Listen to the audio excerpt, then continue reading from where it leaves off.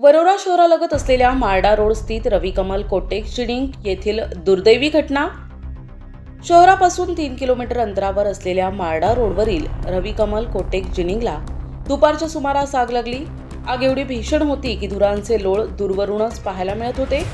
काही क्षणात आगीनं जिनिंग यार्डमधील संपूर्ण कापसाला वेढले। पाहता पाहता आगीने रौद्ररूप धारण केले। यात कापसाबरोबरच ट्रॅक्टर सुद्धा जळून खाक झाले।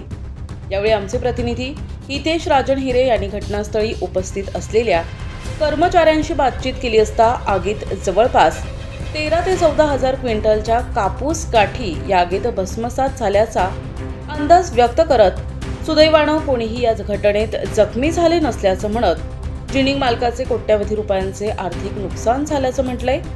यावेळी घटनेची माहिती मिळताच स्थानिक प्रशासनातील अधिकारी तहसीलदार योगेश कोटकर, बाजार समितीचे सचिव चंद्रसेन शिंदे, उपविभागीय पोलीस अधिकारी संतोष बाकल, पोलीस निरीक्षक सोनटक्के आपल्या ताफ्यासह घटनास्थळी दाखल झाले। प्रतिनिधी हितेश राजन हिरे, वरोरा, जिल्हा चंद्रपूर।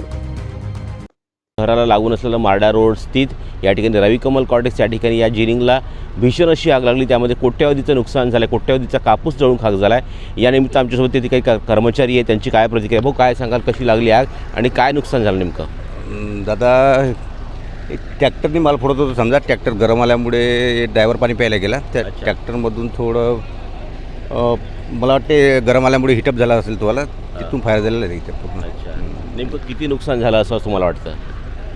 कापूस तर दादा 13 ते 14 हजार क्विंटलच्या काठी होता समजा, पूर्ण खाक। आता तुम्ही बघत असा पूर्ण खाक झालेला आहे समजा मला।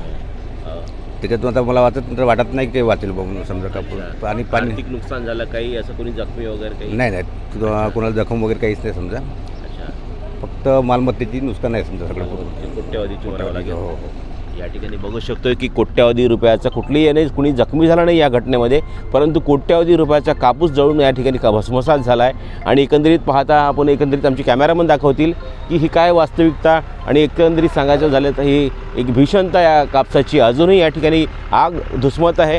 आणि या ठिकाणी अग्निशामक दलाचे कर्मचारी या ठिकाणी आगीवर नियंत्रण ठेवण्यासाठी या ठिकाणी तत्पर झालेले दिसतात। या ठिकाणी बघू शकतोय वरोरा नगरपालिकेची अग्निशामक यंत्रणा या ठिकाणी कार्यरत असून या भीषण आगीला आटोक्यात आणण्यासाठी त्यांचा प्रयत्न चालू आहे, परंतु अजूनही आग या ठिकाणी धुसमत आहे। या ठिकाणी हितेश राजन हिरे, महाराष्ट्र न्यूज, वरोरा।